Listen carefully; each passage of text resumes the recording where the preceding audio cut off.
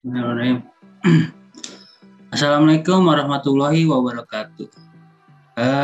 Perkenalkan, semoga kita semua dalam keadaan yang sangat baik-baik saja ya. Sekarang kita ada di modul 7.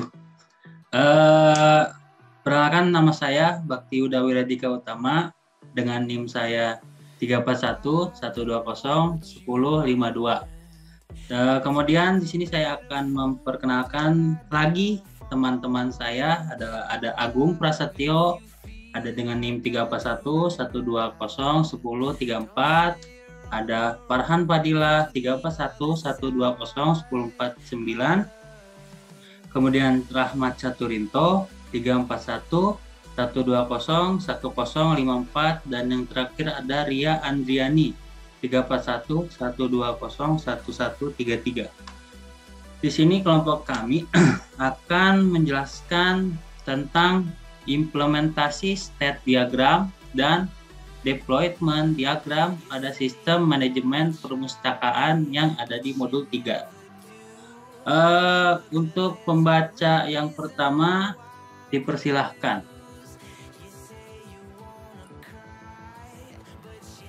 Baik, terima kasih Saudara Yuda. Untuk materi pertama akan dibacakan oleh saya. Yang pertama adalah state diagram. Pengertian dari state diagram. State diagram adalah diagram yang digunakan untuk mendeskripsikan perilaku sistem.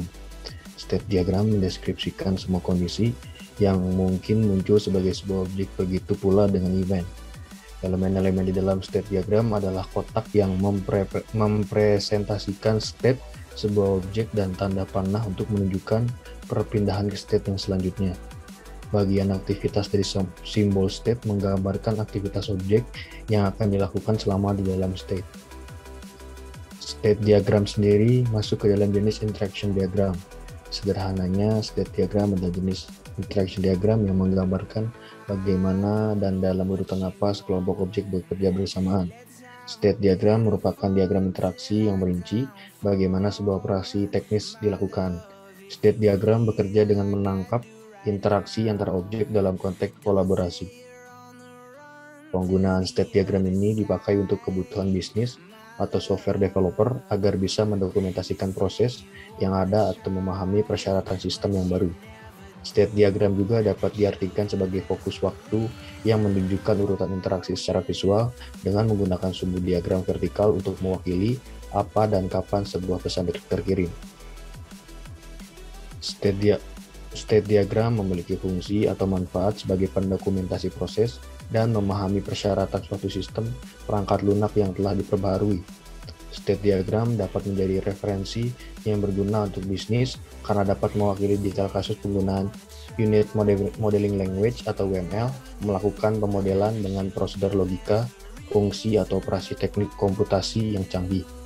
Interaksi antara objek dan komponen dalam penjelasan proses dan perencanaan serta pemahaman fungsionalitas secara terperinci dari skema terbaru. Fungsi state diagram yang dijalankan dalam sistem yang mengubah keadaan objek dengan menunjukkan perubahan yang sebenarnya pada state, bukan proses atau perintah yang menciptakan perubahan tersebut. Menghubungkan rekrutmen kepada tim teknis karena diagram ini dapat lebih mudah untuk dielaborasi menjadi model desain. State diagram yang paling relevan untuk menguraikan model deskripsi use case menjadi spesifikasi desain dengan analisa dan desain memfokuskan pada identifikasi metode di dalam sebuah sistem. Baik, materi berikutnya akan dibacakan oleh Agung Prasetyo. Dipersilahkan.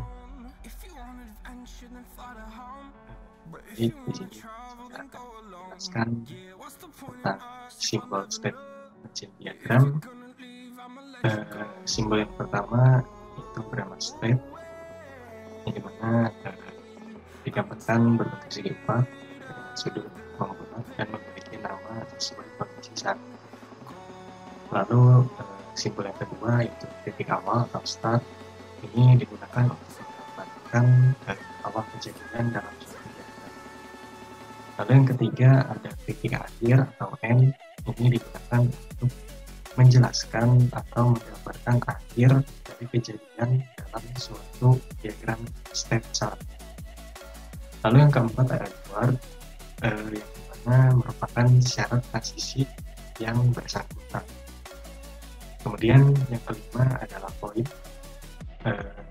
Ini digunakan untuk menggambarkan atau menjelaskan apakah akan masuk entity point ke dalam status atau keluar yang saya bilang exit point. Lalu yang selanjutnya adalah event. Ini digunakan untuk menjelaskan kondisi yang menyebabkan sesuatu pada status. Lalu selanjutnya ada decision box. Ini berisi suatu kondisi bergantung pada hasil dari kondisi luar yang dievaluasi. Jalur baru diambil untuk eksekusi program. Untuk simbol selanjutnya adalah join. Join ini digunakan untuk menggabungkan kembali activity atau action yang paralel. Dan yang terakhir adalah simbol fork. Fork ini digunakan untuk memecah behavior menjadi activity atau action yang paralel. Selanjutnya, langkah-langkah untuk membuat state diagram. Sebelum Anda mulai gambar, sebaiknya Anda melakukan hal di bawah ini. Yaitu yang pertama, mengidentifikasi objek penting untuk dianalisis. Lalu yang kedua, mengidentifikasi state. Yang ketiga, mengidentifikasi peristiwa. Selanjutnya, pikirkan objek state, misalkan dalam e-commerce produk memiliki rilis atau tanggal tersedia, keadaan terjual habis, keadaan mengisi kembali, ditempatkan di state keranjang, tersimpan di daftar keinginan state dibeli, dan sebagainya. Transisi tertentu tidak akan berlaku ketika suatu objek dalam keadaan tertentu. Misalnya produk berada di dalam keadaan dibeli atau disimpan ke dalam keranjang jika keadaan sebelumnya terjual habis. Oke, untuk proses diagram akan dijelaskan.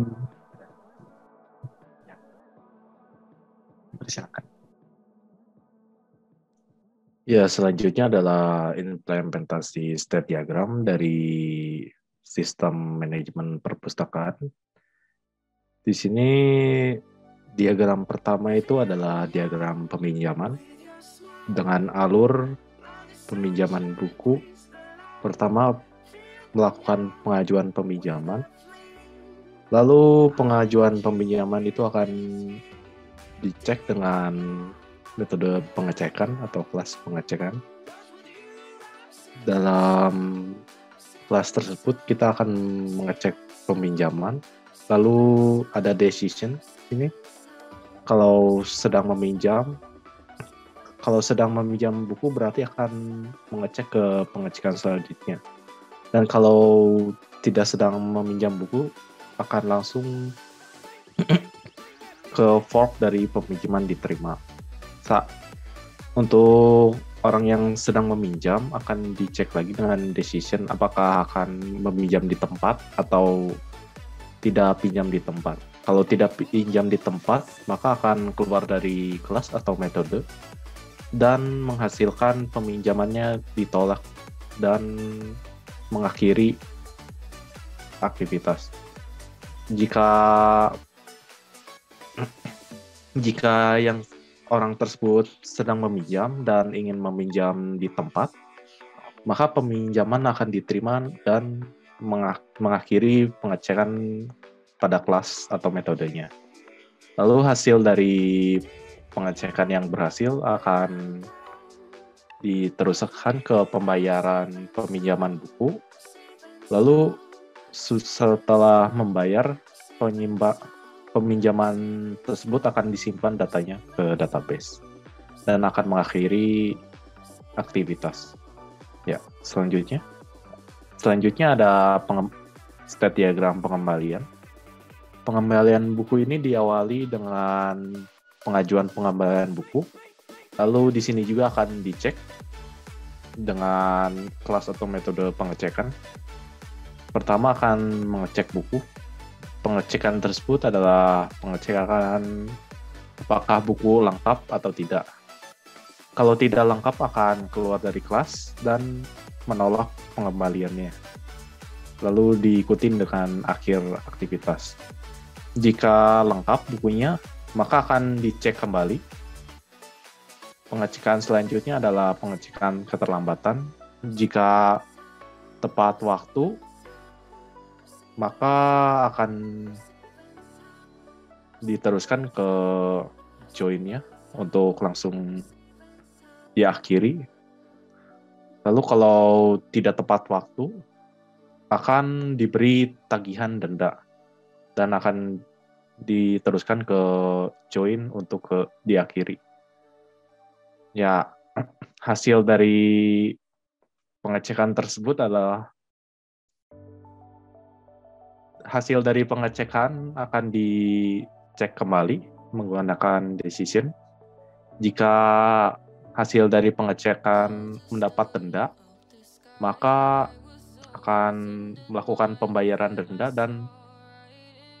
dan menyimpan data pengembaliannya, lalu diakhiri dengan aktivitas akhir.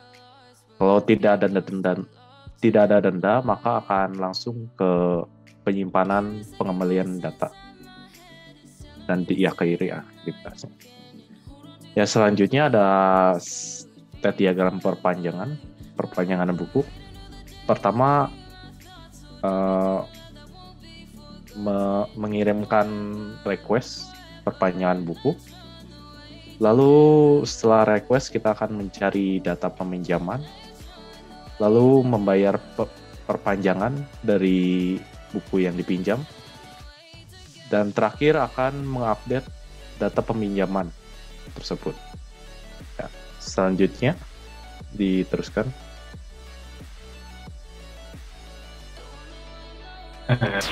Untuk state diagram penambahan anggota akan dijelaskan oleh saya. Yang pertama itu calon anggota terlebih dahulu meminta form anggota, lalu kemudian calon anggota mengisi form anggotanya. Setelah itu kemudian diberikan form itu ke pustakawan jaga, lalu akan dicek menggunakan pengecekan di sini, yaitu jika formnya sesuai dengan KTP. Jika iya, kita cek lagi apakah sesuai dengan materai 6.000. Jika iya, pengecekan berakhir. Tetapi jika form tidak sesuai dengan KTP atau tidak menandatangani menggunakan materai 6.000,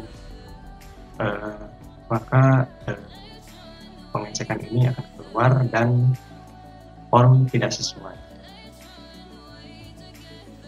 Nah, jika pengecekan sudah sesuai, maka akan langsung lanjut ke statement berikutnya, yaitu memasukkan data form ke database.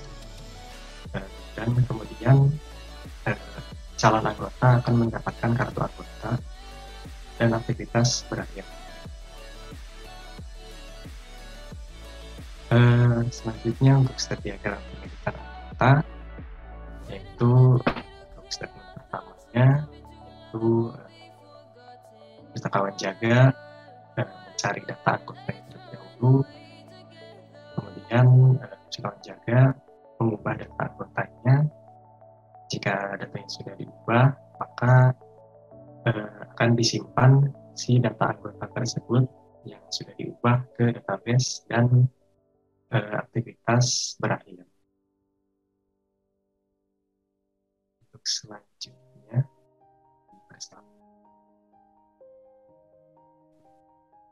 selanjutnya, yaitu state diagram penghapusan anggota. Pertama, melakukan pengajuan penghapusan anggota, kemudian pengajuan tersebut akan melakukan pengecekan apakah terdapat tunggakan atau tidak. Jika terdapat tunggakan, maka penghapusan anggota tersebut akan ditolak dan aktivitas akan berakhir. Tetapi jika tidak terdapat tunggakan, maka akan diberikan surat bebas tunggakan. Kemudian memberikan form dan kartu anggota. Selanjutnya penghapusan data akan diberikan ke database dan melakukan konfirmasi penghapusan data tersebut. Selanjutnya,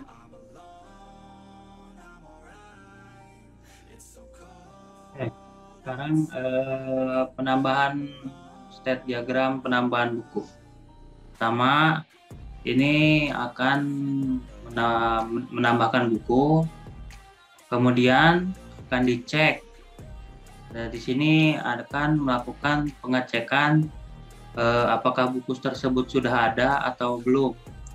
Jika tidak, ini akan kembali lagi, tapi dia menginputkan buku sudah ada.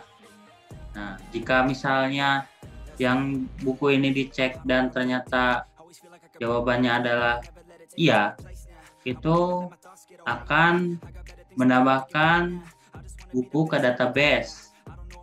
Setelah itu, buku tersebut berhasil ditambahkan dan aktivitas pun akan berakhir.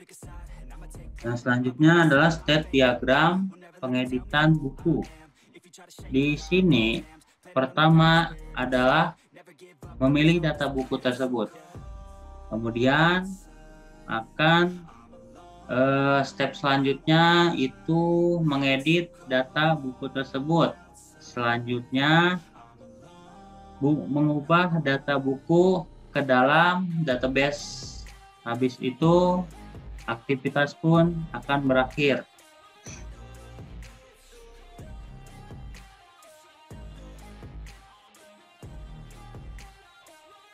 selanjutnya state diagram penghapusan buku.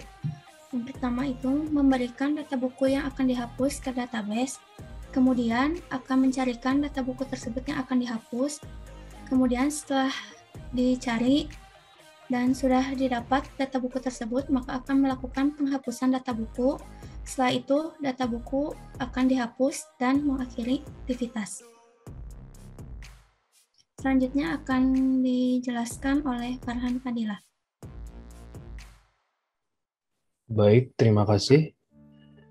Materi berikutnya akan dibacakan oleh saya. Deployment diagram. Pengertian deployment diagram. Deployment diagram merupakan sekumpulan diagram dengan fungsi utamanya memetakan perangkat lunak ke dalam processing node. Jenis ini adalah salah satu model Unified Modeling Language atau UML yang mengirim beberapa artifak dalam bentuk node. Model ini biasanya akan memvisualisasikan, mendokumentasikan diagram perangkat lunak yang berbasis orientasi objek. Node dalam Unified Modeling Language ini menggambarkan hardware dan lingkungan yang melingkupinya. Bentuk dari informasi yang disajikan adalah berbentuk fisik. Deployment diagram sering dipakai dalam sistem engineering. Setiap node bagian diagram merupakan rangkaian komputasi node perangkat keras. Dengan begitu sistem dapat merespon pencarian dan mendeteksi node dalam perangkat. Tujuan deployment diagram. Tujuan utama dari diagram jenis ini adalah sebagai penjelas dan memonitoring sistem persebaran perangkat lunak. Tidak hanya itu, dengan ini proses dapat berjalan maksimal dan sesuai dengan kehendak penggunanya. Lalu, materi berikutnya adalah fungsi deployment diagram. Secara umum, deployment diagram memiliki beberapa fungsi yang dapat diterapkan untuk menjawab permasalahan yang berkaitan dengan sistem perangkat dalam komputer, baik perangkat keras maupun lunak. Berikut ini adalah fungsi deployment diagram, yaitu yang pertama, menunjuk struktur dari sistem runtime. Proses kerja deployment diagram memberikan manfaat bagi pengguna perangkat keras dalam menentukan sistem kerja dan tujuan waktu yang diperlukan dengan begitu sistem dapat berjalan sebagaimana mestinya. Yang kedua, kenyataan setiap pekerjaan perangkat keras saling terkait antara satu dengan yang lain. Hal ini mencerminkan bagaimana deployment diagram bekerja. Penggambarannya tertuju pada hubungan keterikatan dan fungsi sistem yang berbeda. Lalu yang ketiga, memperlihatkan perangkat keras terhubung atau terpasang dalam perangkat lunak. Dengan begitu memudahkan user untuk menggali informasi dan memonitoring sistem kerja perangkat lunak yang disebar dan dipublikasikan. Kemudian materi berikutnya adalah manfaat deployment diagram. Deployment diagram memiliki manfaat sebagai berikut. Yang pertama, dengan menggunakan diagram deployment ini, dari yang semula kulit diterangkan, menggunakan kata-kata kini dapat dijabarkan berdasarkan bentuk visual dengan bentuk-bentuk yang menarik. Lalu yang kedua, melalui diagram deployment, akan lebih mudah dalam menyajikan data-data berbentuk kuantitatif, sehingga nantinya realitas data dapat diperhitungkan. Seiring berjalannya waktu, diagram jenis ini semakin berkembang, tentunya dengan beragam kemudahannya. Lalu yang ketiga, menjelaskan dapat dilakukan lebih praktis. Tidak perlu membuat kalimat panjang lebar, cukup dengan menyajikan visual. Maka semua telah terwakilkan sehingga memudahkan penginterpretasiannya. Yang keempat, penyederhanaan penjelasan ini memudahkan setiap orang untuk memahami hal-hal yang terlihat rumit menjadi suatu hal menarik. Simbol dan kode yang digunakan juga mudah diingat dan dipahami. Materi berikutnya akan dibacakan oleh Agung Prasetyo. Dipersilakan. Baik, untuk materi selanjutnya yaitu simbol deployment diagram. Pengaplikasian deployment diagram sendiri memiliki beberapa simbol yang biasa digunakan untuk memudahkan pemrosesan penyebaran perangkat lunak. Sistem ini menjadi rekomendasi yang sesuai dalam menggunakan user untuk menyederhanakan sistem yang rumit. Berikut ini simbol-simbol deployment diagram. Untuk simbol yang pertama yaitu keterangan package. Untuk keterangannya, simbol ini digunakan untuk membungkus atau mewadahi satu atau lebih node. Lalu yang kedua ada simbol node. Simbol ini biasanya berkaitan dengan perangkat keras atau hardware, perangkat lunak atau software yang tidak dibuat sendiri. Jika dalam node tersebut terdapat komponen yang digunakan untuk mengkonsistensikan sebuah rancangan, maka komponen yang dihadirkan harus relevan dengan komponen yang sudah ada, yang sudah didefinisikan sebelumnya pada sebuah diagram komponen. Lalu yang ketiga ada simbol dependensi. Sebuah simbol pada deployment diagram yang digunakan untuk menunjukkan adanya ketergantungan. Arah panah yang terdapat pada simbol ini mengarah ke node yang sedang digunakan. Untuk simbol yang keempat adalah link. Simbol ini digunakan untuk menunjukkan relasi yang terjadi antar. Selanjutnya komponen deployment diagram. Berikut ini merupakan komponen deployment diagram. Itu yang pertama manifestation. Manifestation atau dalam bahasa Indonesia-nya adalah bagian dari deployment diagram, merupakan hubungan abstraksi atau abstraction yang menggambarkan physical reality. Selain itu, manifestasi ini dipresentasikan hasil dari satu implementasi atau lebih model elemen dari artefak. Artefak sendiri dalam deployment diagram dapat memiliki lebih dari satu manifestasi. Setiap manifestasi menunjukkan package table element. Yang kedua ada deployment target. Setiap artefak pada deployment diagram diarahkan ke deployment target. Deployment target sendiri ialah lokasi untuk artefak yang telah diarahkan.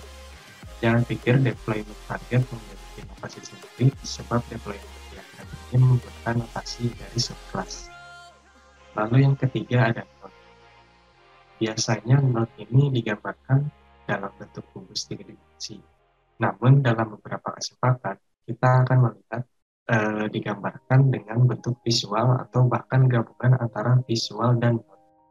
Node sendiri merupakan deployment dari deployment target yang menunjukkan sumber daya komputasi yang mana artefak dapat digunakan untuk mengeksekusi komponen ini. Selalu diasosiasikan dengan deployment artefak. Secara tidak langsung juga dapat diasosiasikan dengan package table element. Node satu dengan node yang lainnya dapat dihubungkan dengan function.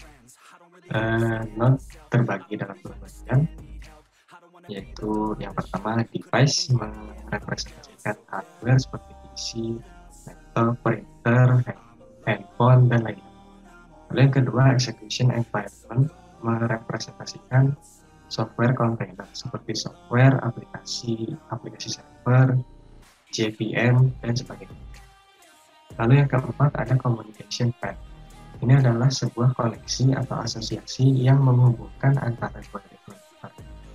Hal tersebut dilakukan dengan pertukaran satu mengirimkan yang satu menerimanya. Communication path digambarkan dengan simbol garis secara utuh dan menghubungkan kedua. Setiap jenis komunikasi dapat dimodelkan dengan menggunakan stereotip yang tepat.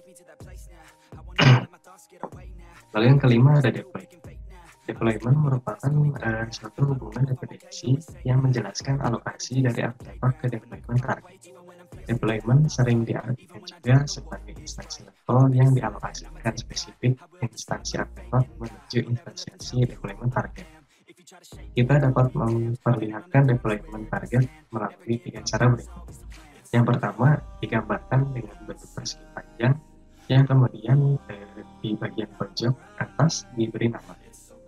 Lalu yang kedua, dengan diberikan sebuah tulisan daftar deployment artefak dalam sebuah deployment target. Lalu yang ketiga, dapat digambarkan dengan deployment target yang terkandung dalam artefak. Lalu yang keenam ada dependensi. Dependensi merupakan sebuah hubungan yang menunjukkan satu atau sekumpulan model algoritma yang digunakan untuk spesifikasi atau implementasi. Dependensi juga dapat diartikan sebagai supplier yang menyediakan sesuatu untuk klien. Lalu yang ketujuh ada deployment specification, yaitu merupakan sebuah mekanisme umum untuk menunjukkan deployment relationship, di mana deployment specification ini dirender sebagai classifier dalam kotak dengan opsi deployment properties dalam kompartemen. Lalu yang ke-8, deployment specification dependency. Biasanya ditampilkan dalam bentuk kotak classifier yang menyertakan komponen artefak dengan menggunakan panel dependensi. Lalu yang ke-9 ada deployment specification association. Deployment ini bisa diasosiasikan dengan deployment dari sebuah komponen artefak dalam sebuah. Lalu yang ke-10 ada komponen menunjukkan modular pada sebuah sistem yang mana dapat mengkapsulasi isi serta yang manifest dapat diganti lingkungan. Komponen ini mendefinisikan dan menggambarkan perilaku dalam hal interface. Untuk materi implementasi deployment diagram akan diserahkan pada Pak Jatulinto, dipersilakan. Ya, selanjutnya ada implementasi dari deployment diagramnya pada sistem manajemen perpustakaan. Di sini dapat dilihat, di sini kita akan menggunakan 4 node. Node tersebut adalah database server yang menjadi main servernya, sistem manajemen perpustakaan sebagai main app, lalu di bawahnya ada PC pustakawan sebagai device dari klien atau pengguna, lalu ada web server sebagai online servernya. Kita bahas yang pertama dulu pada database main server. Ya, dalam main server ini terdapat database yang digunakan oleh aplikasi, misalkan database buku, anggota, pustakawan, peminjaman, dan pengembalian yang dimasukkan kepada artefak-artefaknya sendiri. Dan pada main app-nya atau sistem manajemen perpustakaannya terdapat artefak sistem manajemen untuk memanage data-data pada database tadi. Lalu ada laporan manajemen untuk melakukan rekap dari manajemennya. Lalu ada artefak sistem pelayanan untuk melayani peminjaman, pengembalian, seperti hal-hal tersebut. Lalu ada dashboard pustakawan untuk pustakawan supaya bisa mengakses aplikasi dan berinteraksi dengan aplikasi. Ke bawah. Lalu ada PC pustakawan. PC pustakawan ini merupakan device yang dipakai. Dalam device-nya itu terdapat artefak main application atau aplikasi utamanya untuk membuka sistem manajemen perpustakaan. Lalu ada web browser yang dapat digunakan untuk mengakses main aplikasinya jika aplikasinya itu down. Jadi kita bisa mengakses lewat web, dan kita juga bisa mengakses web server dengan web browsernya. Dalam web server tersebut terdapat server dashboard yang dapat digunakan untuk berinteraksi dengan server mainnya. Ya. Selanjutnya akan dilempar kembali ke moderator Yuda, dipersilihkan. Baik, terima kasih. Nah, kesimpulannya, pada pertemuan praktikum analisa dan perancangan perangkat lunak pertemuan ke-7 ini, kita bisa memahami materi tentang state diagram dan deployment diagram. State diagram adalah jenis diagram yang digunakan dalam ilmu komputer dan bidang terkait untuk menggambar perilaku sistem. Nah, sedangkan deployment diagram adalah salah satu model diagram dalam UML untuk mengerahkan artefak dalam node. Nah, deployment diagram digunakan untuk memvisualisasikan hubungan antar software dan hardware. Baik, terima kasih sudah menonton video ini. Bila salahnya mohon maaf. Wabillahi taufiq wal hidayah. Wassalamualaikum warahmatullahi wabarakatuh.